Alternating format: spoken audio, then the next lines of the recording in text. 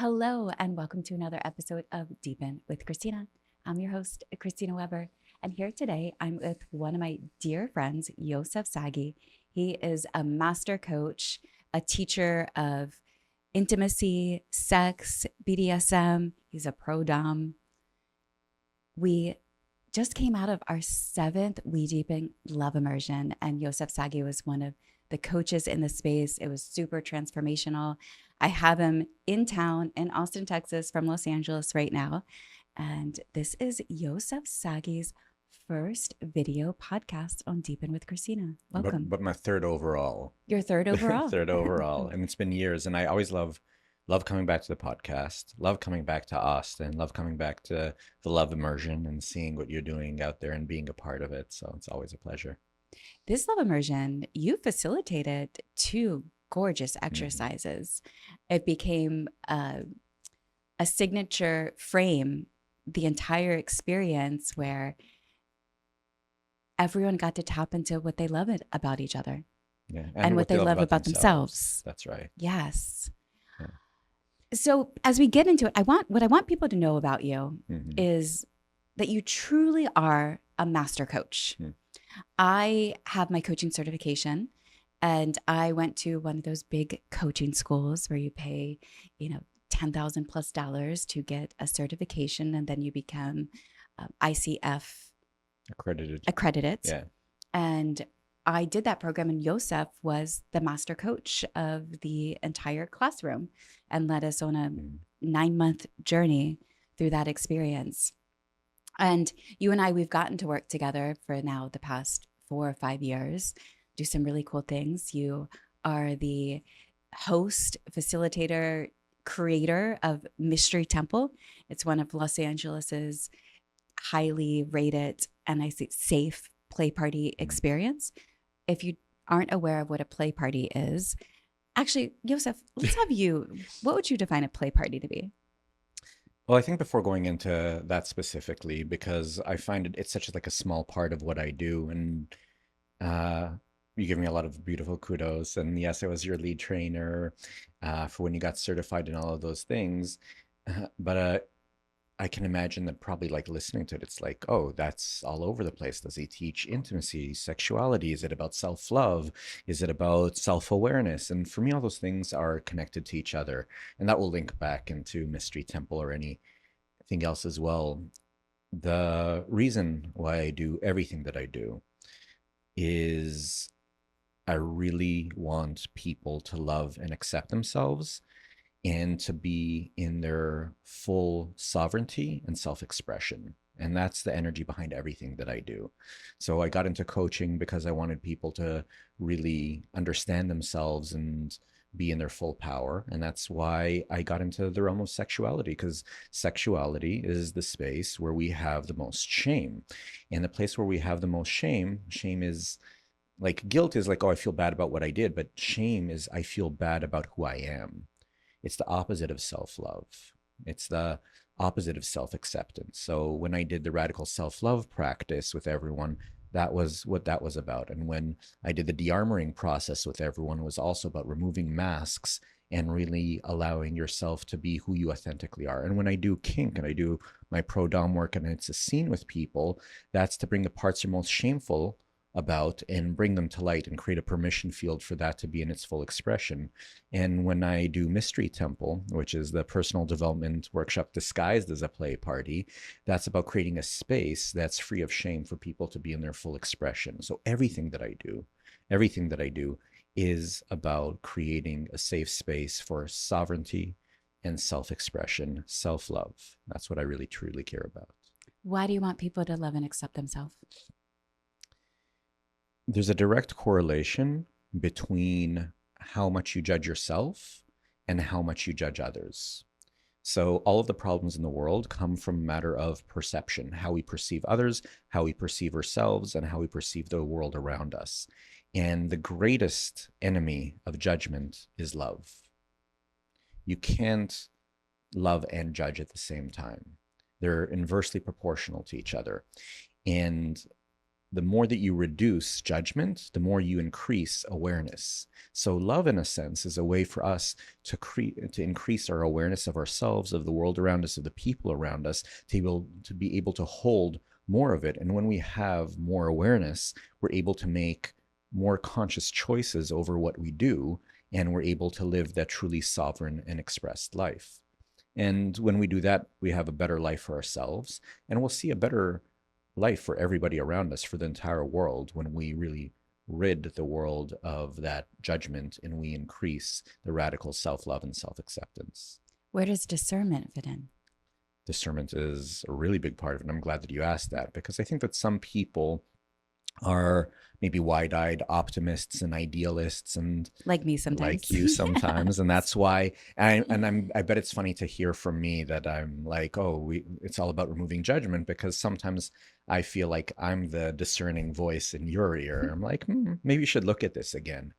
And that's why I said that love is, which helps remove judgment, is about increasing awareness. When you increase awareness over things, you're aware more of intentions, you're aware more of the hurt and the wounds that cause people to behave certain ways. So you have less judgment about it, but it doesn't rob you of the discernment of choosing which relationships might be right for you, of choosing who you might want to collaborate with, of choosing all those different things. Discernment is a type of love.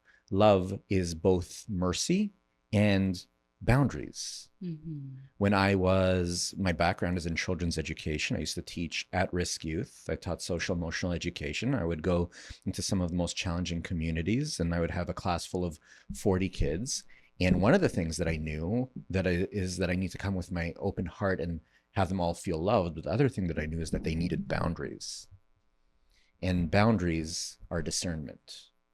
And that's what comes through in everything. What creates a safe play party is firm boundaries around consent, sobriety, and all the other things.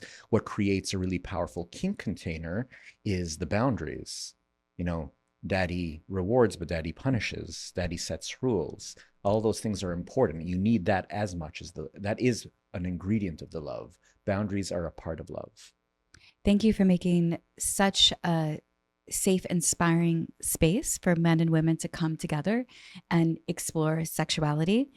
In a love immersion, it's not a sexually injected space, or induced space, but it is a space where both men and women, it was so beautiful this past weekend. I believe that we had an even ratio of men and women, and they're typically, one of the things that I hear often of feedback is like, it's so great for a woman to be in a space and feel that she can formulate brotherhood with men, and for women to be able to not only feel the sisterhood, like they're feeling that sisterhood, and that both men and women can discuss topics around love and intimacy and sexuality without having alternative agendas inside of those spaces.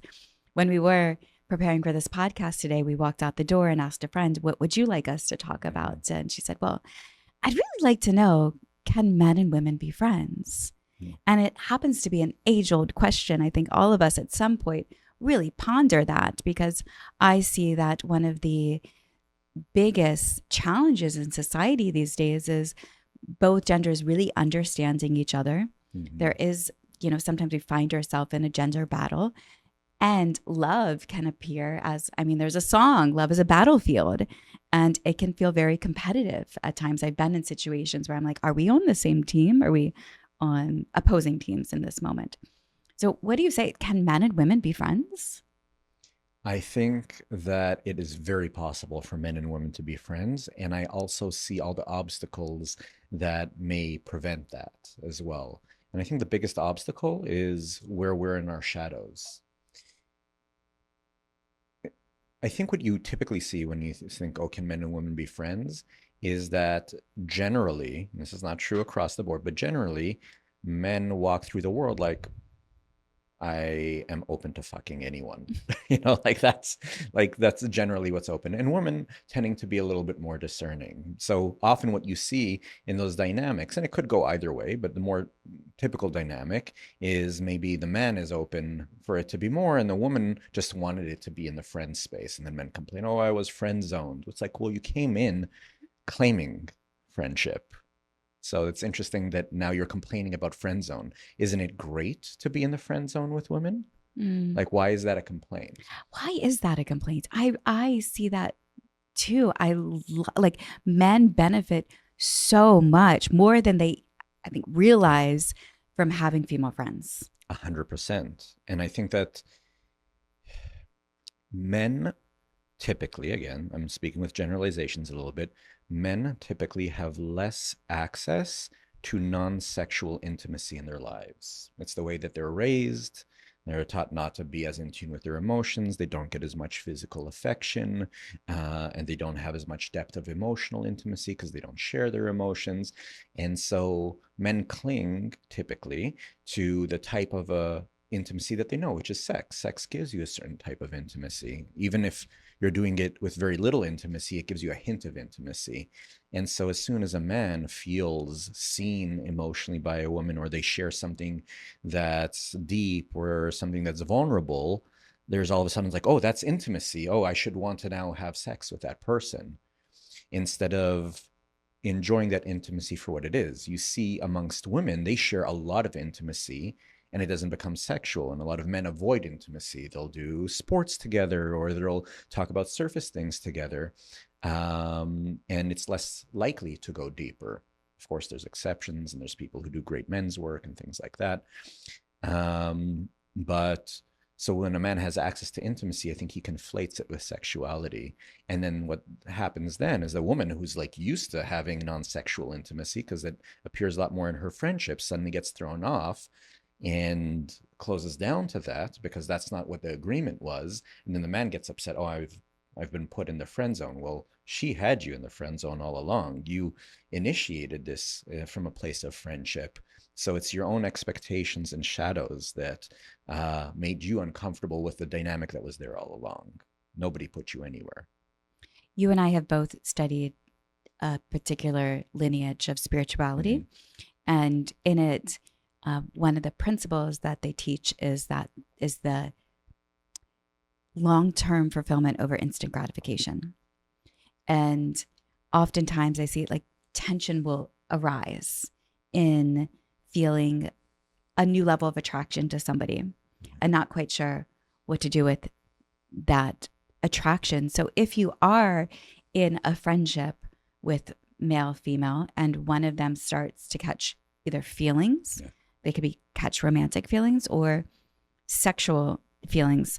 I think sometimes, as we were driving here together, I was pondering in my mind around most of the time, if I was friends with a man, it would typically be that I would catch feelings for them as opposed to catch desire to be intimate with, like, physically. I'm talking about physical intimacy for them. But I have had some cases where that friendship felt so purely friendship, and those are very rare. It felt so purely friendship that we could actually go into a physical experience, and it wasn't a loaded event. It was more of, hey, I want to explore this sexual experience, and so I'm making an invitation to how about we play out a particular scene. But I think that I am very rare in those encounters where, and I've also, I'm a product of WeDeepen. Yes. I've been studying sexuality and love and intimacy for 12 plus years, have made it my career. So that does create a little bit of difference of how I can more be myself out in the world at this. When you study the art of nonviolent communication, authentic relating, you can tap further into your feelings. But if there was a desire for something arose, something shifted, say you and I or somebody else, or you're seeing two people have a particular pure friendship, and then one of the two arises. Yeah. How can Romantic or sexual. What do you romantic do or about sexual? it? How Yeah. can you bring that forward? Yeah. I think that, first of all, I think it's absolutely normal that dynamics can change and things might arise. It might be a romantic feeling thing, or it might be a sexual attraction thing, or a curiosity thing. And I think those are all beautiful things that can be explored. I mean, you're preaching to the choir. I arrange events, and I think that having sex with your friends when it's all consensual and mutual is a beautiful thing that you can do. Um, but the importance is to really be clear about the desires. Because what happens is that if you're reaching out the hand of friendship, but your intention is sex, then you're not in integrity. Or if you're reaching out the hand of sex, but your intention is romance, then you're not in integrity. Well, also too, I think sometimes people necessarily you could be listening and thinking, well, I don't know if I necessarily have an intention for it, but I'm open for it. And I want to Yeah. see if the other person maybe too, maybe there's like a way that we could dance differently. And so they're seeding.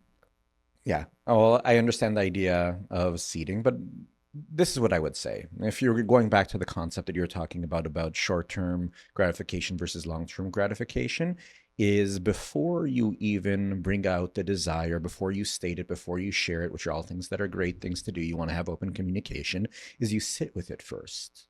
And you think, where's this coming from? Where's this idea coming from?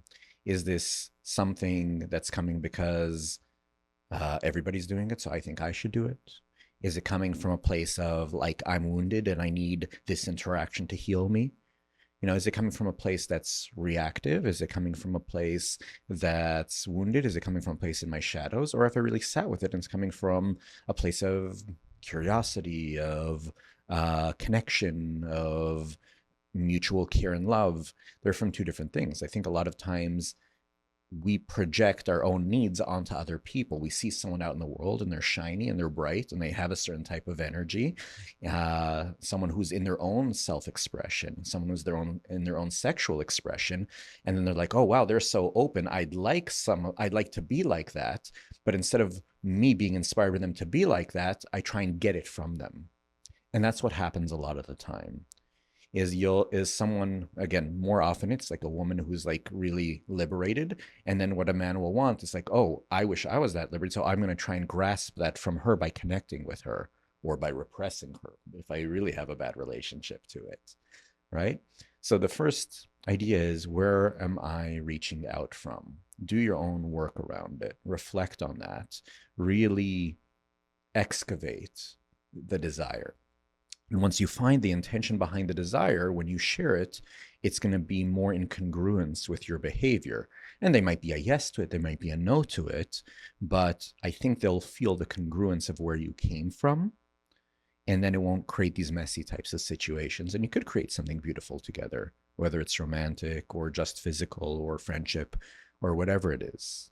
The idea is to be more self-aware. I've had some beautiful experiences actually now that I can tap into, of men who have developed, like we were friends or unsure of what the relational dynamic was between us.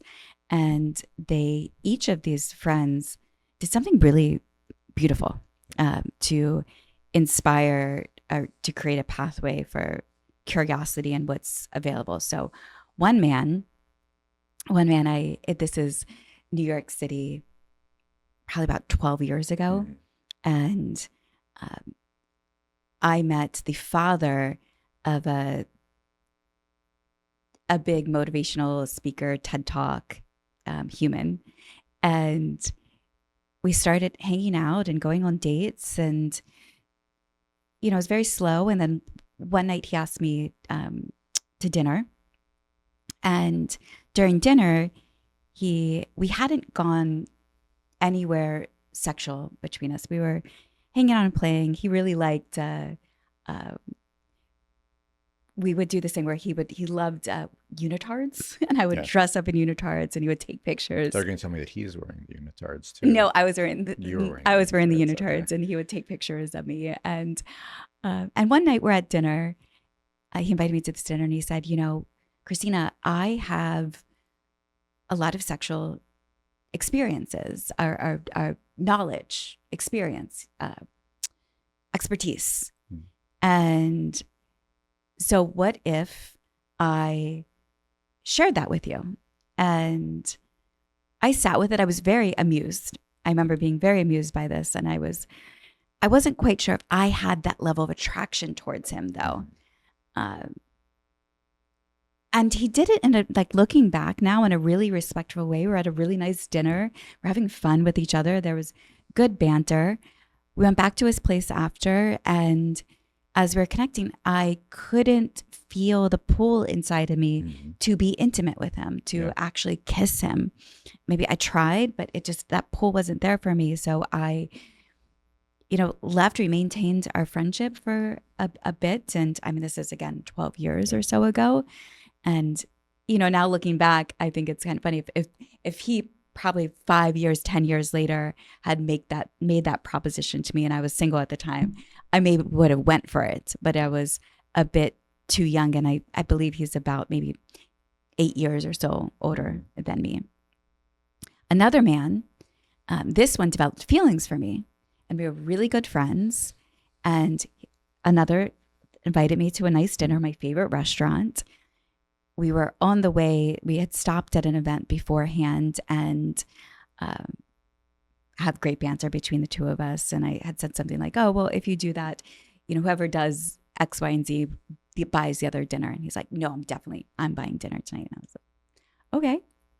And at dinner, he says to me, Chris, why is it that you're always trying to set me up with your friends?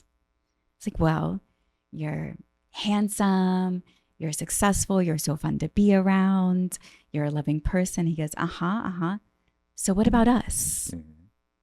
And it was the first time I actually had not thought about this man in this romantic way. I had been in a relationship the majority of time in our relationship, and he was one of the friends that I went to that was healing from the breakup. And so when he put that out there, it like opened me up. I was like, oh my God, I actually haven't thought of you in this way. And that became the starting point of an exploration of us diving into intimacy and love. And we had a really sweet romantic dynamic for a few months until that blew up and burned, but in a totally different way. I'm so glad both of these men did it in really authentic ways that if you're listening and thinking about it, you're developing some crush for someone, like how do you be really intentional with it? And that's what both of them did, is they thought about it. They even arranged a dinner. They thought about the scene and where do I tell her? Neither of them made me uncomfortable in any way. Yeah. And so the second one, I see that it went somewhere, and the first one it didn't. And you tuning into your desires around each one is completely valid.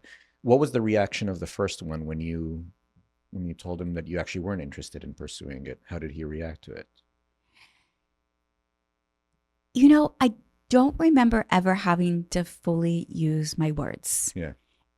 And I, this is again 12 years ago. So I didn't have the training that I do now in Love Club. 2 weeks ago, we did a session on nonviolent communication. Not that this had anything to do with violence, but nonetheless teach you to tap into your feelings and to be able to share authentically and truthful from that place. With him, your body language and your pullback, if you are receptive. Yeah. So he read your body language and he was cool with it. Yeah, he read the scene. Yeah.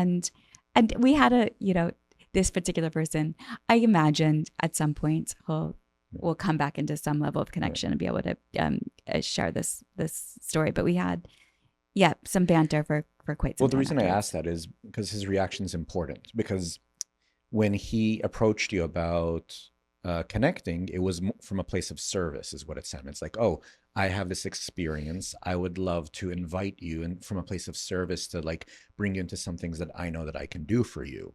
So if it's coming from a place of service and then you say, you know what, I'm not interested, or even if your body language says at a certain point and he's truly in integrity, it sounds like he was, then he won't be offended because this was about me giving you.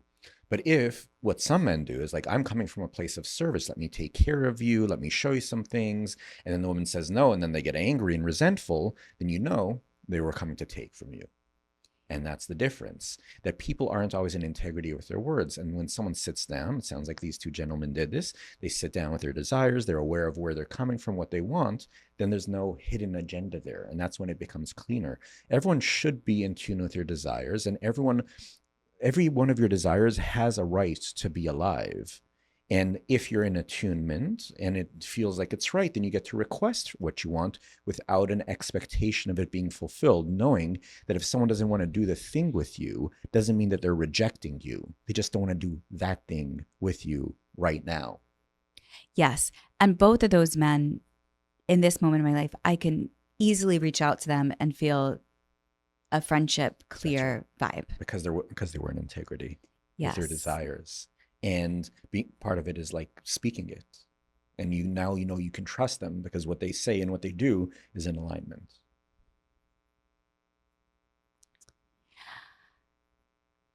What are some tools that would be supportive to help someone in having this type of conversation? Yeah, conversation around sharing desires. Yes. I'd say there's a couple of big things. And the first thing is the tool that you use for your self-awareness around your desire. Desires are complex, and sometimes different parts of us want different things. So I always tell people when they're sitting with their desire to tune into 4 major parts. First, you tune into your mind, which is usually the most obvious part. So what is your mind telling you about your desire? And you can even ask the mind, like, why do you want this? Is it for how you're going to be perceived by others if you have the thing? Is it because it's like covering some type of wounding? Is it just a curiosity, right? Go and like do a little bit of journaling around why your mind wants it. And then you tune in with your heart. Journaling here is good as well. Why does your heart want it? Like, what's the emotional reason for this desire? What's the meaning that it creates for you in terms of your feelings? And then you tune in with your body. Imagine yourself having it. And is your body in tension, or is your body loose and open? And this is true for every type of desire, but especially with sexual desires. Sometimes I see this a lot. People come to a play party that think, I should be playing because I'm at a play party, but their whole body's tense. Well, your body is giving you a no, even if your head is saying you should, or even if your heart is saying, oh, wow, got a crush on this guy, or whatever it is. But if the body is tense, that's a no. Sometimes it's just not the right time. Sometimes it's just about maybe just to be around it. So that's the third part, is the body. And the fourth part is your genitals. Are you turned on by it? There's so much wisdom in our genitals. We're going to get hard or wet for the right situation. And if that's not happening, you got to trust the wisdom inside of it that, again, maybe it's not the right person or the right time or the right thing. So when you tune into all 4 of those parts and they don't always agree with each other, then you can become more aware of your desire. So that's step 1. And another thing important with desires is, again, there's always you need to know what you want and you need to know the boundaries around it. There's love and there's, direction. So the boundaries are important. When you share your desires, you also want to know up to where you want that desire. So sharing what are the boundaries around this desire. So I'm curious about having a sexual exploration. My boundary is that this doesn't move into romance, right? So sharing what the boundary around the desire is important. I want to have a exploratory dinner with you. My boundary is that there's no expectation beyond tonight. So there's all kinds of sharing the boundaries important. And the third thing that I would say is, both for your sake and the other person's sake, when you are sharing your desire, you separate the desire from the request. And that does something incredibly powerful for you. So I'll give you an example. When you don't share the desire, when you don't separate the desire and the request, you say, can I kiss you? But separating the desire from the request is, I can't stop thinking about kissing you. I would really love to kiss you. How open are you to that? So there's a separation between the fact that I want to do that and the fact that I'm asking you to do that. Because I might want to do something and it might not be available to me for some reason, and I might not request it. And you can just share that that desire is alive. But if you want to do it, you share the desire and the request separately. And that way, it puts the ball in the other person's court, and they can choose to deny the request, but they cannot reject your desire. Your desire is still alive inside of you. And that's a favor that you do for both people when you do that. My desire is valid, regardless of the fact, does this other person want to actually step into that container with me?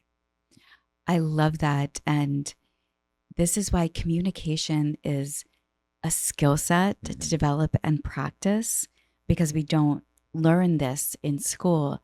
And as we are learning together, giving each other grace, which I want to come back to, how we give each other grace in that process. Also, so this thought keeps running through my mind as we are practicing of how we speak these out. But when someone too is going to present that to someone else, or receive it to someone else, or receive it from someone else, and decipher their own desires individually from that invitation or offering. But as we were talking before about coming and presenting something to be of service, like we said that the first man said, I can be of service to you in this way and teach you because I have more experience in intimacy, sex than you do, which was true. I could validate that was actually true. I think you have to be cautious with coming and thinking that you do have this more experience than somebody else. But that was a true statement. But offering to be of service, and then I think it's really important that you do speak out what's in it for you.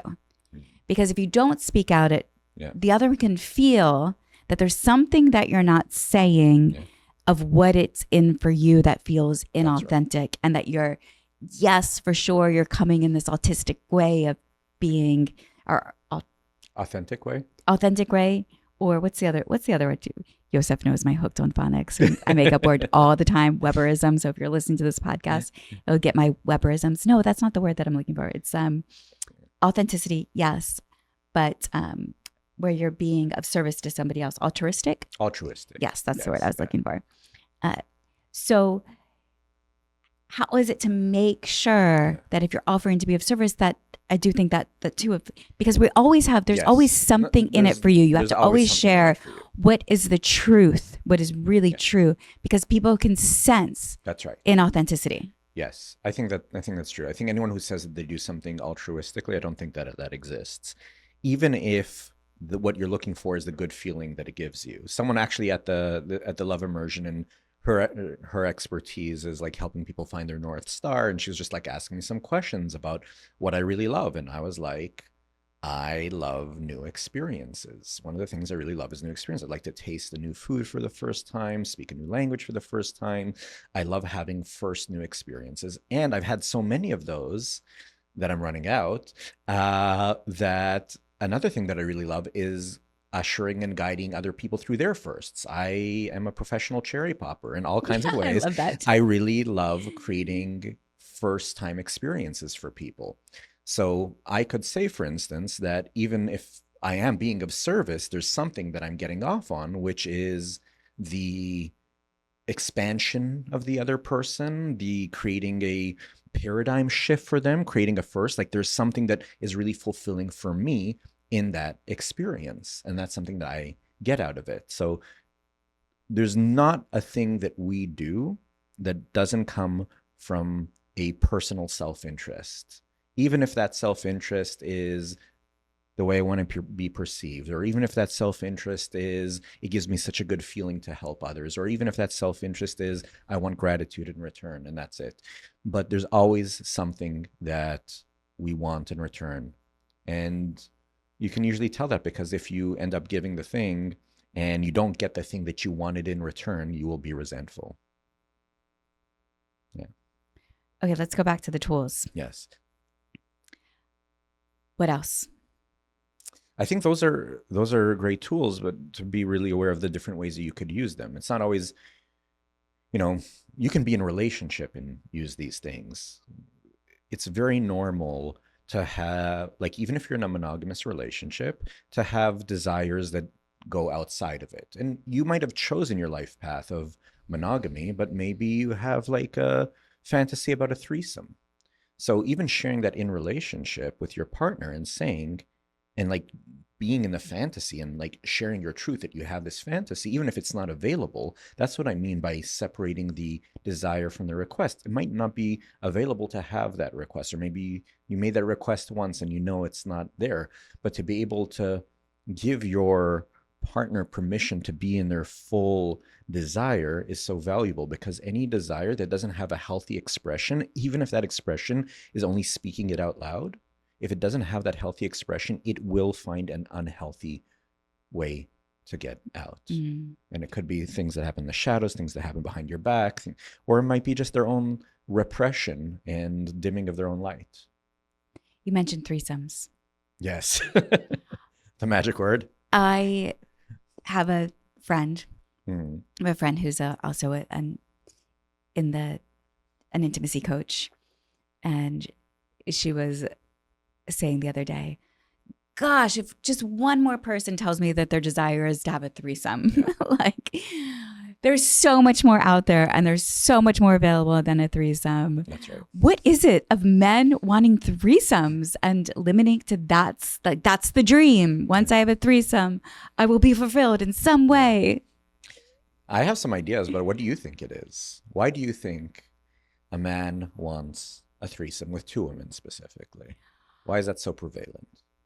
Porn. They've seen it in porn. Okay, yeah, but that's a self-perpetuating cycle between, like life copies art, art copies life. So there's a reason why it entered into porn in the first place. Yes. I think one is to see two women be in ecstatic state of bliss. With each other? With each other. And because you can do that without a threesome. You could be a voyeur. But most people don't even know that they can be a voyeur. Yeah. They, this is. Tell me, I feel like you're asking me some question to like leading me to see if I know. I'm not leading you to anything in particular, but yeah, I think when you go and survey the male mind, like why are they so into threesomes?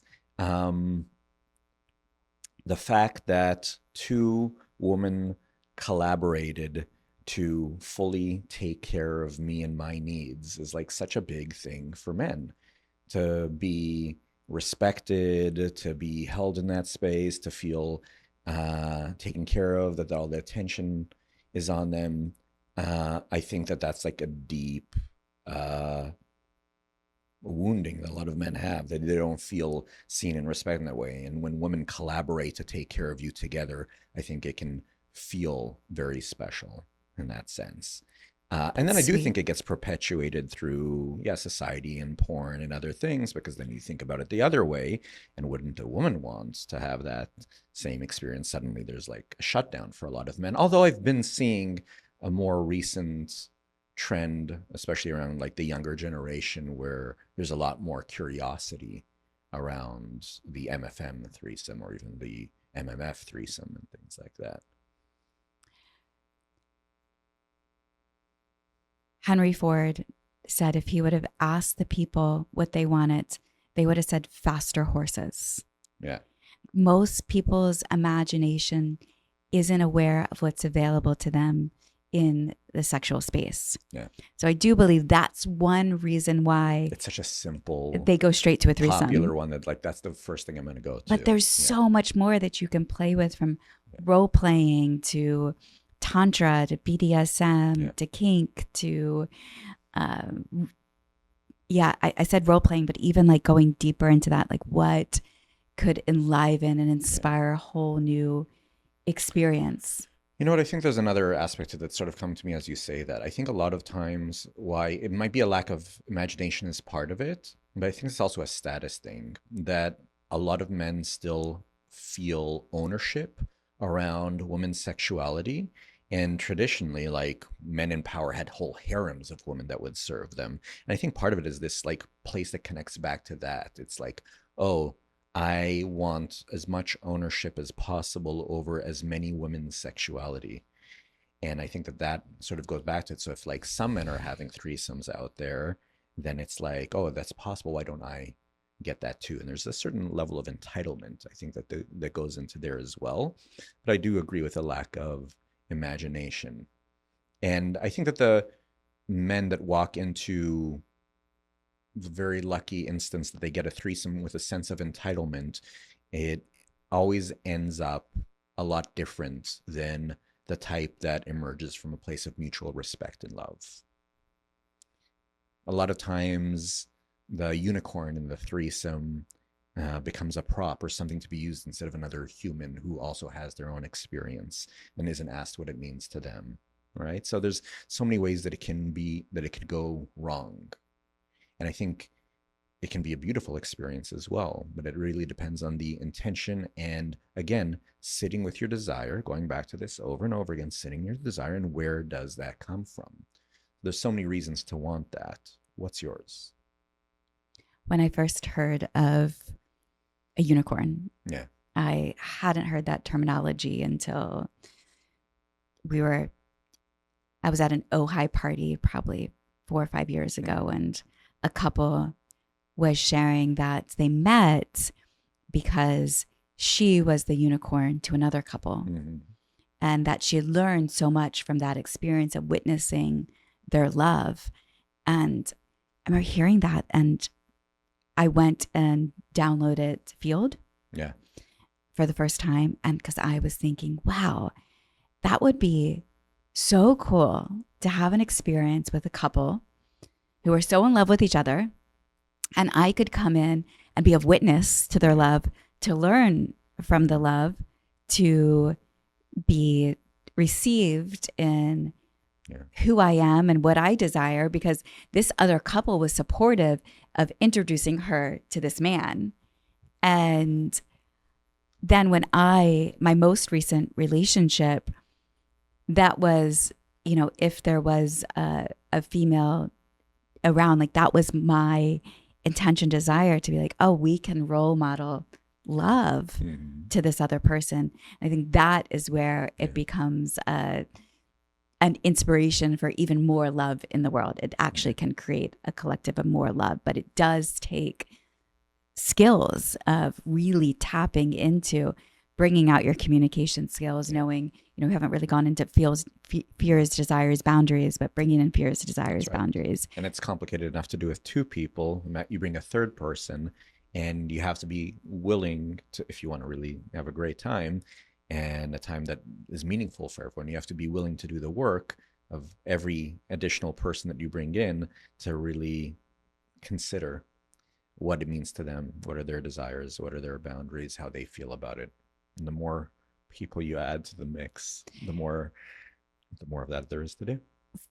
For me, my energetic makeup is refrains from poly, because I love my work. I love WeDeepen. I love what I'm building.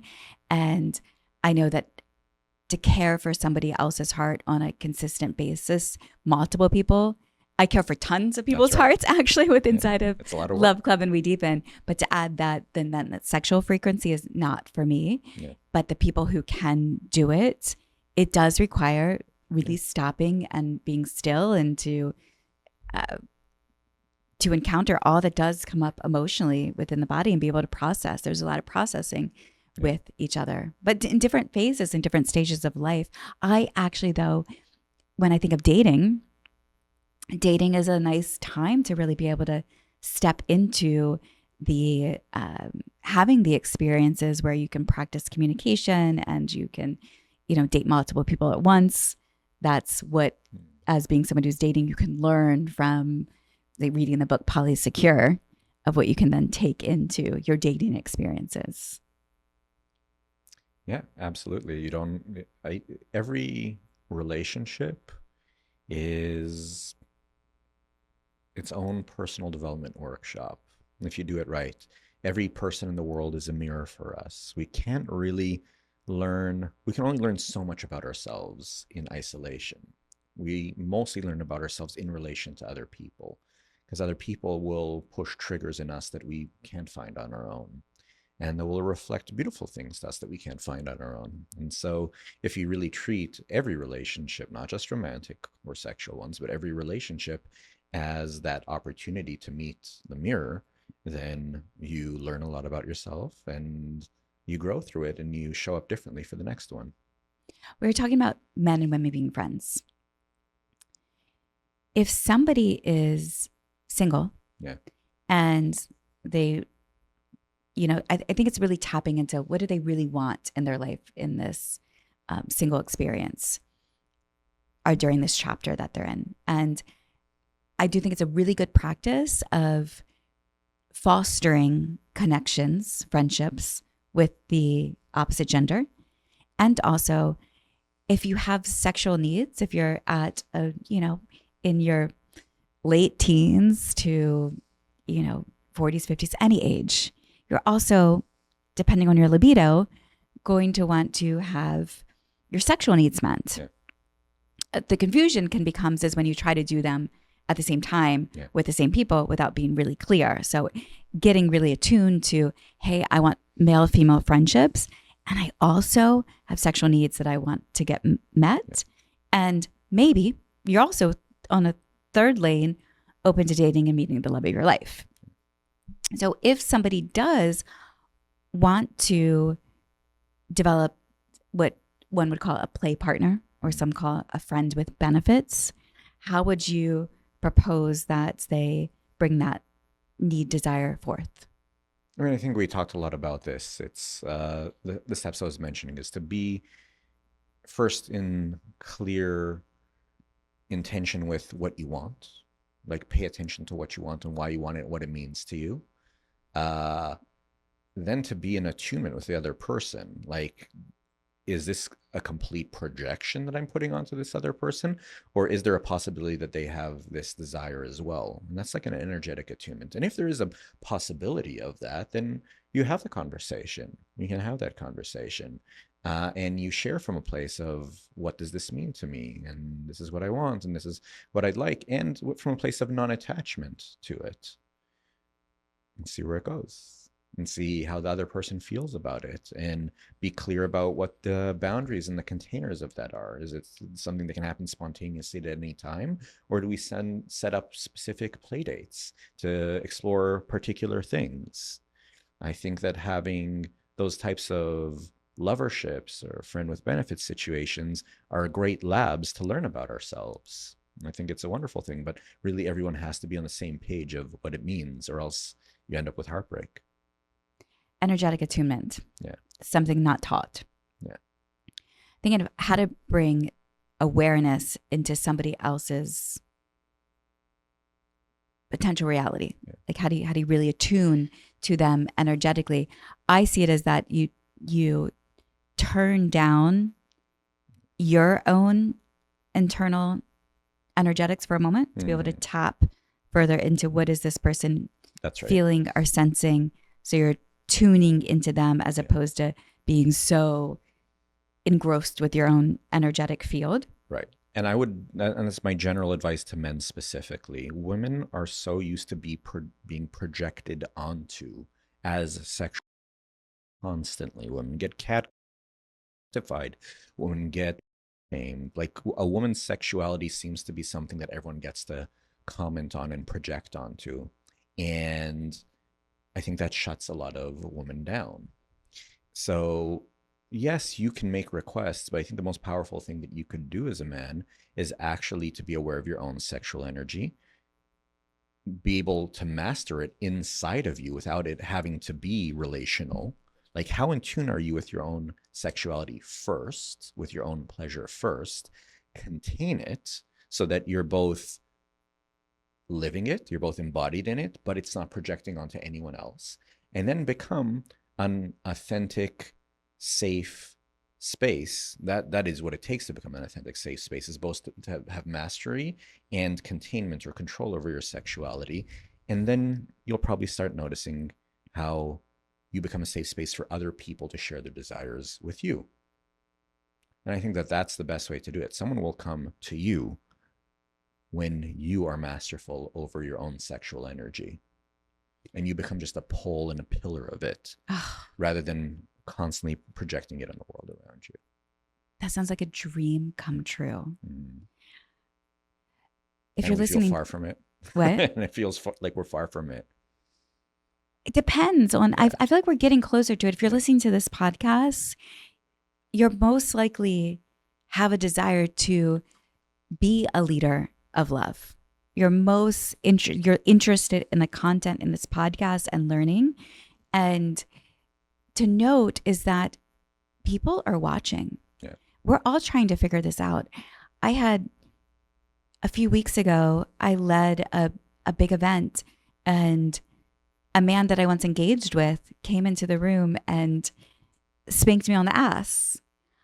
I actually didn't really register that moment as so significant because I was in my facilitation. Yeah. But weeks later, another man came to me and said, "Hey, I just want to share, I was really triggered by that moment.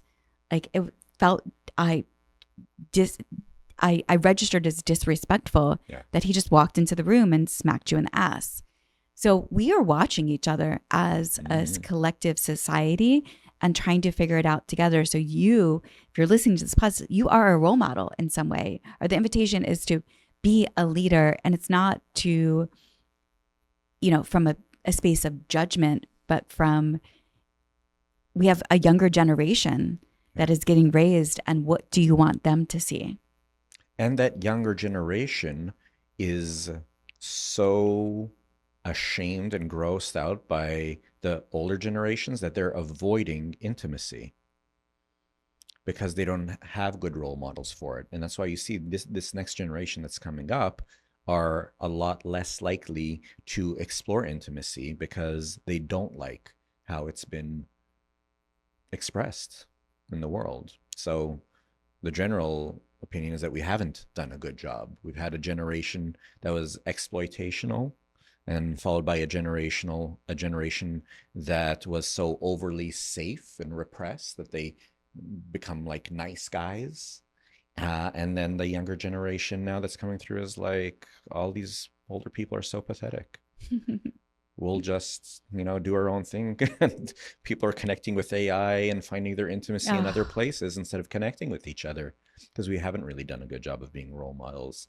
So all of us can really take it upon ourselves, especially in these ages where intimacy is going to be able to be offered in alternatives through these technological spaces.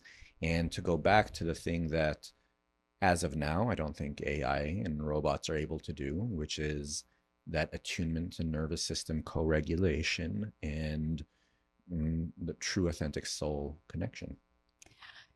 This is a good time to plug what each of us is up to in the world. What are you up to, Christina? And I say that because as we are in a society that is learning, and those, again, if you're listening to this podcast, you are one of those people that is open and receptive. You want to be a better lover. You want to experience extraordinary love. I believe your intimacy journey is your life story. Maybe you resonate with that as well. And in this, when we as a society take on something new that we're learning, there is a learning curve. Yeah. And to provide grace for each other. We're not always going to get it right. Mm-hmm. The man who walked into the room and smacked my ass, like, I get, he was instructed that, like, he witnessed and saw that as like, that's what men do. And that's like the cool guys. And that's how you exert your power in some way. And as you're listening to this and hearing this, oh, wow, somebody else, that actually might not be the way that makes everybody feel safe or feel inspired. And so as we learn these new ways of tapping into our feelings and our desires and speaking them out in communication, that we're going to trip and fall. And everybody is always doing the best they can in every moment until they learn to do better. And love is a trainable skill to be studied, that you do have the ability to master, but like you were to get a black belt, it takes discipline and time and investment to become really good at something. Yeah. And what we're doing together inside of WeDeepen and Love Club and our love immersions is that people are coming together and it's all welcome. It's like this shedding of what is no longer working. I got a text message last night before bed. Love immersion is divided. It's 3 days. And Ken Page, he's the author of Deeper Dating and host of the Deeper Dating podcast. He talks about learning to love in 3 stages. Stage 1 is innocence, when you trust love without question. Stage 2 is armored, when hurt makes you protect your heart. And stage 3 is skilled, when you reclaim vulnerability, wisdom, and openness. And so during a love immersion, we take you through those 3 days. Day 1 is tapping back into your childlike nature, that level of innocence. Day 2 is de-armoring, starting to peel back those layers that have caused you to close your heart or that have covered your heart. And then day 3 is, wow, now look at what you've learned. And we as teachers, as a collective, we don't pride that we have all the answers. We come into a space of supporting and guiding, and we're learning at the same time with you. And we get to support each other in that and those connections. So when things do come up, you're there. And we have there's a classroom, and there's a group that's continuously inside of the Love Club studying and learning the skills. Thank you for being an epic teacher for so many years with WeDeepen inside the club. And then it's also been such a rewarding experience for me as a leader to then get to shine light on what you're doing out in the world with that small little bit of Mystery Temple and all the big things that you're doing. So what else are you up to right now? Yeah, my focus has actually shifted less to the big events and Mystery Temple and all kinds of that. I'm still doing smaller workshops. The main thing that I do is I create bespoke experiences for individuals, for couples, for groups to explore themselves through the lens of sexuality. So sometimes with a couple, that looks like creating a specialized immersion for them to explore their desires, their communication, their attunement to each other, hands-on kinky skills like impact play and rope and all types of things like that, all in service of creating polarity and connection in their relationship. And often with individuals, the work I work more specifically with women, although I do work with both, but with women to explore desires, to explore pleasure, to explore surrender, to explore power, to really help them decenter their lives from men so that when then they choose to step into the relationship, it comes on their terms and not them being pulled into something that they haven't really chosen. And my hope is that through that decentering experience that we have more authentic relationships that aren't built off of expectation. And I think that's the best way for men to learn attunement and to learn everything that they need to do to be better partners is when they don't get away with as much because of the expectations of society. And we get to all hold each other accountable in that. I love that you're doing this. I also once got to support you in Kinky Classroom. That's right. And we did it for a big group. I can imagine a couple individually getting their own private Kinky Classroom, something to deepen inside of their connection, because Esther Perel talks about a secret desire to a long-term relationship. And one of those is when you get to see your partner through new eyes. Yeah. And novelty is a great background to activate that newness in seeing somebody else through a new experience, and to have a facilitator who is so safe and so honest and pure and authentic to be able to guide somebody through that. You know, couples these days, you can't do everything on your own. Mm-hmm. It's really hard to do everything on your own. You're supposed to have kids, plan your date nights, make sure you stay connected to your partner. Right before my previous partner I had broke up, I was planning on bringing us in a relationship advisor, somebody who would plan our, like, support us in planning our dates, making sure that we had that. So thank you for inviting that offer. And I've gotten to experience you also in both of those settings. I've had a private session with you myself to tap further into my desires, and which is also really special for me to have that as a friend, to have somebody who is so respected out in the field to be able to provide that for me. Thank you. And then in my coupledom as well. And it opened me up, and that thing of my imagination that the fear was coming up, like, oh my gosh, BDSM.